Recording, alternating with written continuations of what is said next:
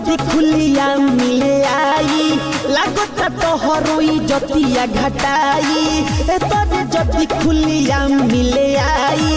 लागत तोहरोई जतिया घटाई तोरा के देवे खातिर बिया तैयार तोरा के देवे खातिर बिया तैयार एहो गायक गीतकार दिल ना दिह छौड़ी लागेले छिनार एहो गायक गीतकार दिल ना दिह छौड़ी लागेले छिनार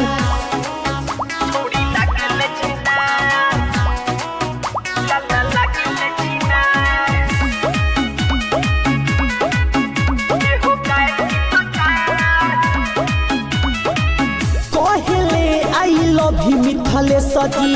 सबके सामने खुलायाम हो तुहरा बिना चली ना एक और लागता की काम हो कहले आई लव यू मिथले सजी सबके सामने खुलायाम हो तुहरा बिना चली ना एक और लागता की काम हो खोजत बिया तोहरे लेखा हथियार खोजत बिया तोहरे लेखा हथियार एहो गायक गीतकार दिल ना दिह छौड़ी लागेले छिनार एहो गायक गीतकार दिल ना दिह छौड़ी लागेले छिनार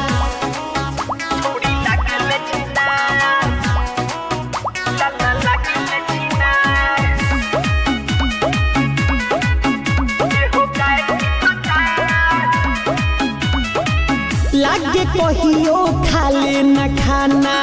घर के अपना मन से बबुआ भी कस नहीं छिपल बा